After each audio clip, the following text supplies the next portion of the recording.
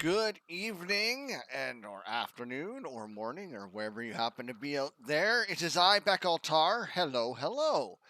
Hopefully everybody's having a good day out there. Uh yeah, we're gonna start off our streaming with a little bit of a rant today. Um because this is something that's just been kind of building for a while, and I think it's kind of come to a point where, something needs to be said. Um Yeah, just because. To kind of start things off, I have been driving with Skip for a hair over 2 years. And there are really no good reasons why anybody should be driving for these people. Um, they are, in my opinion, um, scammy. I think they are breaking uh, laws, and they are cleverly, I suppose, um, hiding behind uh, a few loopholes. Now, I am aware of at least two potential class action lawsuits that will be coming in Canada. At least, I've heard, anyways.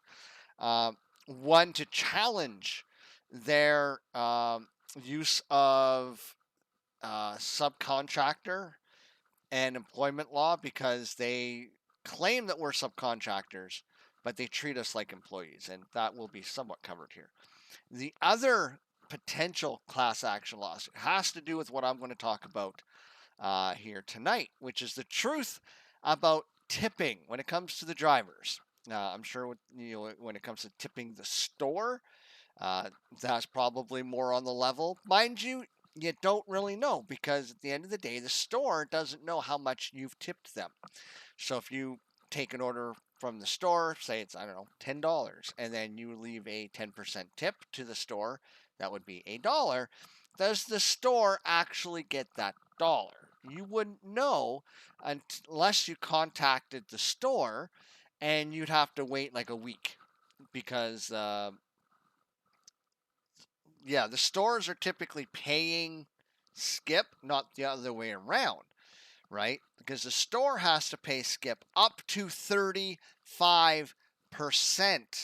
of the value of your order.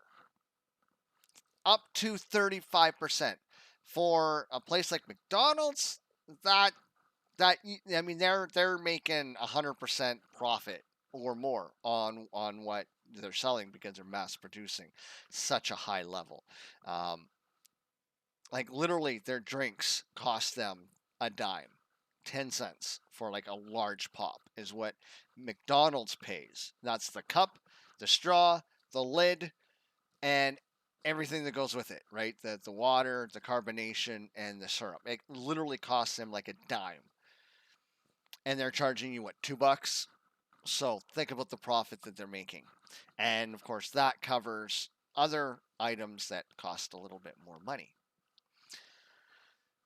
So if they're paying the restaurant, I'm guessing Skip invoices them, and I'm going to guess part of that invoice would be a tip deduction. So Skip would keep the tip. They would just charge the restaurant a little less. I'm not sure exactly how that works. That's how I think it's probably being run. I don't know how on the level, or how legal or whatnot that might be. Now, as a driver, you, as a person ordering from Skip, it's very obvious in the app. Tipping a restaurant is not always easy to find on the Skip app. It's often in a sub menu you have to go into, at least when I've tried to do it. Where tipping the driver, it's right there at the bottom, right? And you can tip 10, 20, whatever percent. And that's, again, usually based on the order, or you can pick how much you would like to tip your driver. But is your driver actually getting the tip? And I'm going to say no, not at all. And there are, if you Google "skip the dishes tip scam. You'll find there's some Glassdoor reviews and other similar things through Indeed and whatnot where drivers are complaining that they believe that Skip may be skimming tips, which means, the amount that it says that there is a tip may not be the actual amount that you tipped, right? So you might have tipped, say, $2, but the driver might only see $1.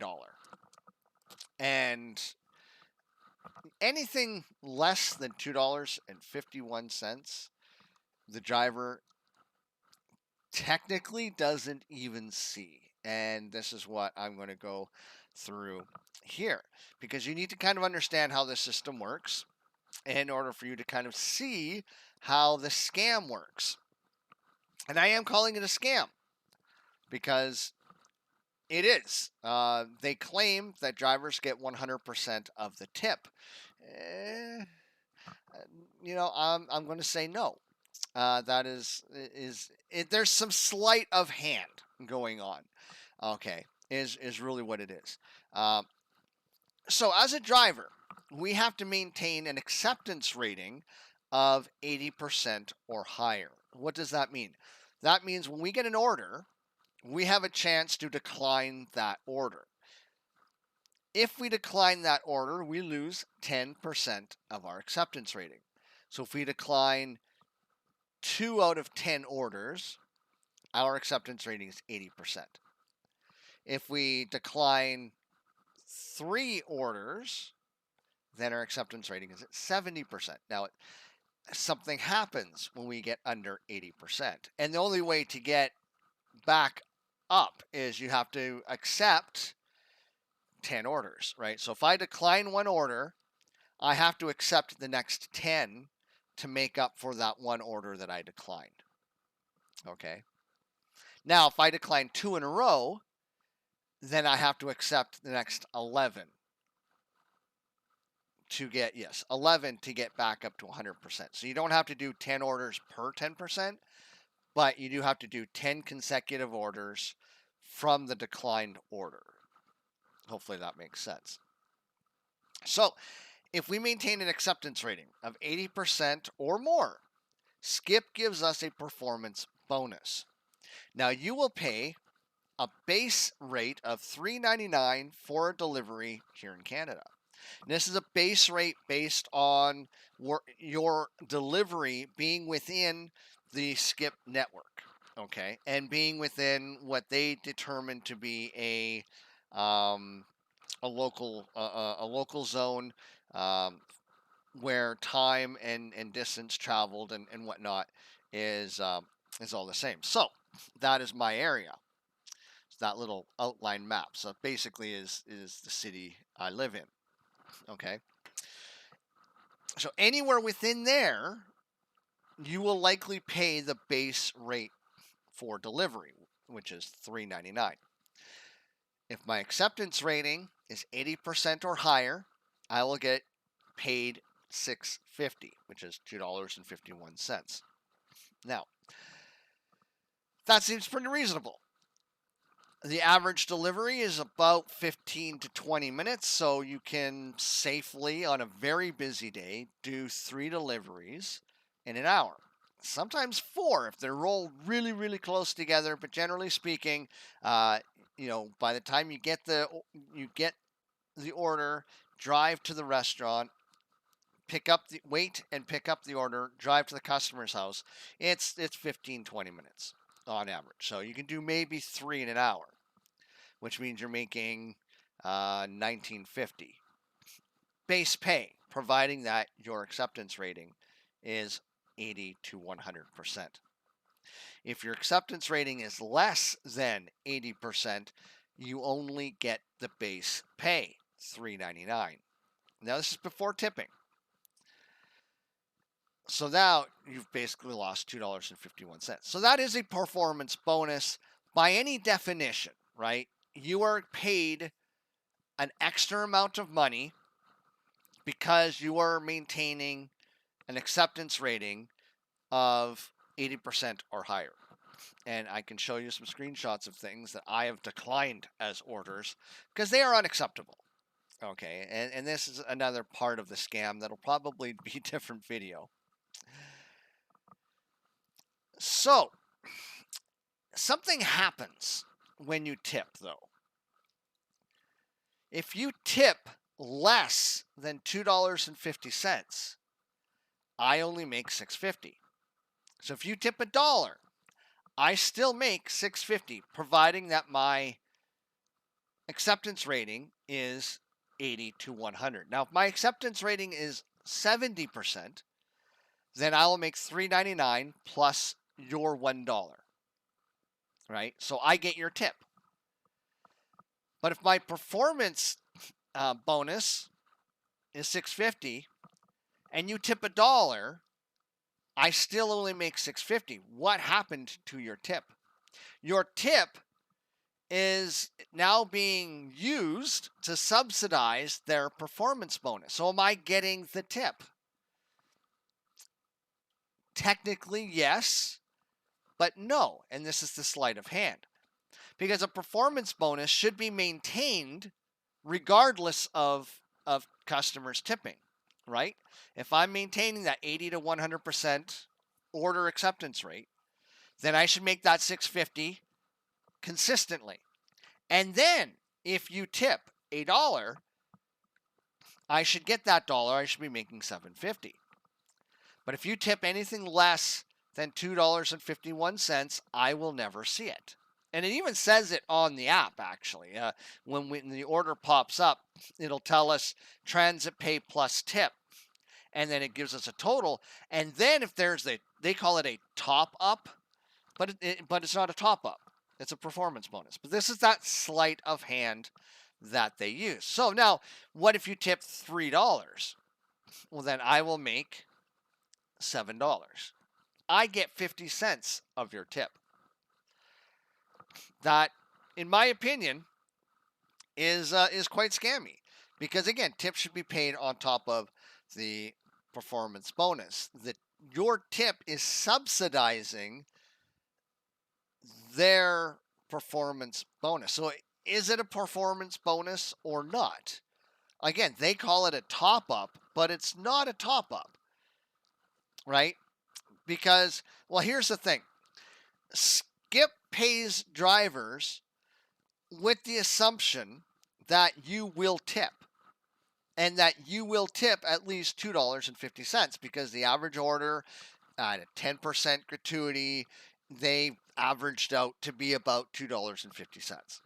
That's what they believe. That's what they think. It's the same thing like servers, waitresses used to get until recently with the minimum wage increase, especially in bars. In fact, I think up until very recently, they still had the exemption, and they may still have the exemption of being paid, I think, $2 less an hour than everybody else. Because the assumption is they are going to make cash tips. Those tips will not be claimed. So that's kind of how the government, gets around, thumbing, them because they know those people aren't going to pay taxes on their cash tips.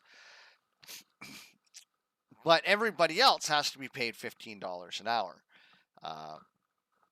So Skip kind of runs with that same mentality of they just naturally assume everybody's going to tip. Let me tell you, most people don't.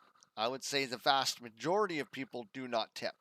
I would say it's probably 1 in 5, maybe 1 in 7 people that tip. And often it is not more than $2.51. So this is how I know that in their market research, they've figured out where that sweet spot is for their top up. But really, it's a performance bonus because we have to maintain an acceptance rating of 80% or higher.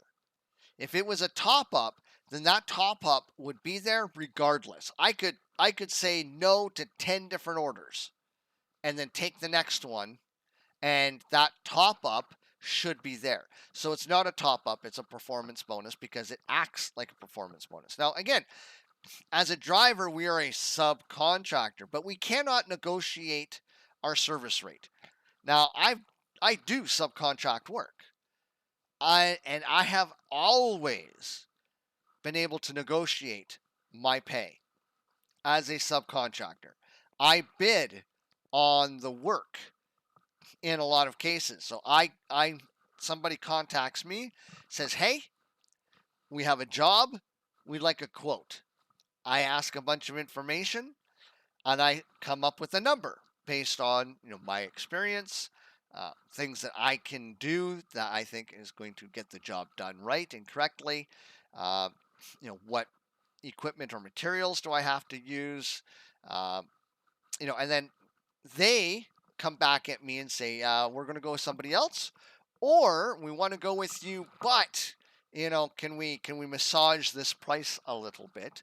And in most cases, it's no, because you've already told me you want to go with me, which means you've just told me that I have the higher value already. And most of the time, people do pay whatever I ask if they decide to go with me. So that is how subcontracting works. You always have that ability to negotiate. Skip does not. I am responsible for my own vehicle insurance, which more than doubles your vehicle insurance. So say your vehicle insurance is, well, for mine, right? I got a brand new van. Um, my insurance right now, I'm paying probably $2,200 a year ish. Um, it'll probably go up because it's been prorated. So I'm at about 2,200 for the year. I will know it's renewed in June, so I'll be getting an invoice here right away. I expect it to be about $2,200 to $2,700 right for the year because it's a brand new vehicle. It's commercially licensed, but it is not commercially licensed for delivery of skip. If I was to do that, I'd be paying a little over $5,000. So it would more than double. I'm responsible for that. But I don't insurance for that. So it's basically like having PLPD. Like if I get into an accident, if I cause an accident while I'm in the service of skip, my insurance probably won't cover me. But I've been doing it for over 2 years. Not even a scratch. I've had a lot of people almost hit me, but they would be at fault. It would be their insurance, not mine. We are responsible. Yeah, where like Uber, for example, Uber has their own insurance that the drivers fall under, right? So Uber takes care of that. So you can't say that this is like all companies do this. That is not true. Now, most of the delivery companies don't. We're responsible for all our taxes and stuff like that. Now, that being said, Skip doesn't really give us a form at the end of the year either. We don't get like a T4 or anything like that. They just send me an email saying, "Here's how much money you made, and here's how much money you made in tips." Now, I look at those numbers, and then I kind of do my own quick math based on the numbers that I have, and their top up, I think they're counting as tips, which further goes to support my theory that they are subsidizing their top up with your tips, and that we are not, in fact, getting the tips necessarily. And the suggestion that there might be some tip skimming going on, it kind of leans some credibility in my mind to that as well. Now, I don't have any evidence to back that up, but just kind of how the numbers look, it just doesn't really make a lot of sense. But I can definitely tell you for sure that when you tip your driver for skip the dishes, or if you are a driver, you are not getting all of the money that is owed to you. Uh, I would love to see drivers collectivize. I'm not a big fan of unions, to be honest. I've been a shop steward, so I do know what I'm talking about. I've been a member of a union, and not just a paying a union dues member. I've actually represented union members to management. I've been there to negotiate, contract clauses. Um, so I'm more versed than your average bear when it comes to unions and stuff, and I know that they can be corrupt, but I think the drivers, I think we do need to get together And I think we do need to form a union, and they cannot fire us if we do that. If we move to collective, to form a collective, once we announce our intention to do so, they cannot fire us. It's actually against the law for them to do that. They would potentially face stiff penalties and stuff like that. Now they can claim because we're subcontractors, they can do that, but the simple fact that uh, they really assign our shifts to us, like we have to pick a range of time that we're available for, but they then assign us our shifts within that availability, right? An employer does that. Okay. A subcontractor, I should be able to just hit the start button on this app whenever I want, start and end whenever I want. There are situations where, in order to um, quit a shift, I have to send a chat message to them and I have to talk to them and basically get permission to end a shift. That is something you do with an employer. That is not something that you should have to do with a subcontractor. Because again, as a subcontractor, as long as the work is getting done, my hours are ultimately my own. Now, the people that hire me for the contract work, they will have a window of expectations that the work needs to be done in, but it's up to me to go in and do that work within that period of time. Now, that period of time can be very strict where I only have that window of time to do work, so I don't have the opportunity to equivocate. But in many instances, I do have a broad window to which I can go and set up for what I do, right? I can go and prepare for what I need to do. Um, you can't do that necessarily with Skip. And with gas prices going up 40% here in the last few weeks, I've emailed Skip. I got a response back that basically said, "Yeah, we're not going to do anything. You're basically on your own. So good luck." So I expect a lot of Skip drivers to stop working. I know I'm looking for a new job. That's why I'm doing this, because I understand that if they figure out who I am, which it's not likely that they'll be able to figure out who I am, because I look very different from even my driver's license from when I signed up 2 years ago. Um, so I will have to renew that in a couple of months, though, and then they'll be able to match face to face. But my name's different and everything else like that, and there's nothing on my phone here that other than they know what city I'm in, but they have on average 30 people driving per shift. May not have a lot of white guys, so maybe they can figure it out. But that's here nor there. So yeah, this is all my opinion. This is all based on just kind of paying attention. And I am not the only one that has come to this conclusion. I've had several other drivers who have brought this up to me. Say, hey, do you know about this tip thing? So this is something that is pretty broad knowledge. Now, another thing that I'll bring up quickly is Skip takes advantage of immigrants, is taking advantage of new Canadians, people that don't have a strong um, or firm use of the English language. And I think the people that they hire for their live support are some of the lowest IQ people you can possibly find as well. So, I mean, at least they're hiring the disabled. Uh, but they are definitely taking advantage of people who I don't think fully understand what the agreement is that we've agreed to as subcontractors with Skip. And there's other things that Skip has done that I am going to talk about that is in breach of contract. But the thing is who's got $100,000 to sue them? And this is why I'm hoping the class actions will go forward. The nice thing about the class actions is they are being brought forward not by drivers, which means it doesn't fall within the court has to be brought up in whatever. This is just going to be a federal level here in Canada, so it will probably be done in Ottawa or something. And in Canada, the jurisdiction doesn't really matter. where in the United States, jurisdiction really does matter where you sue somebody. And stuff like that, because you have slightly different laws or applications of the laws depending on where you're at. So I'm really looking forward to those going through, because I think what is going to happen is Skip is going to have to pay drivers $15 an hour minimum wage, and then pay us the tips on top of that.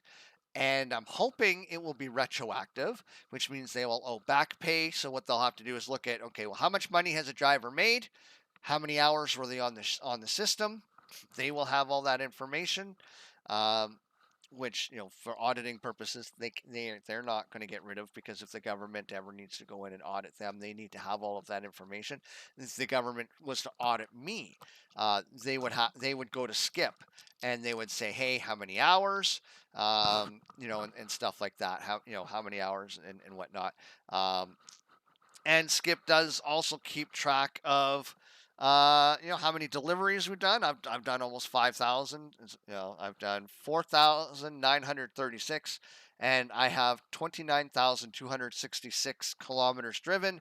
That is one way as well. That is one way. And there's another bit of Skip that's a bit of a scam when it comes to their hotspots. And again, we will probably get into that in another video. This is already probably a little longer than it needed to be, but the information is there up on the screen as well. And yeah, if you have any comments, questions, please leave it in the comments below. This is going to be uploaded on Rumble and YouTube.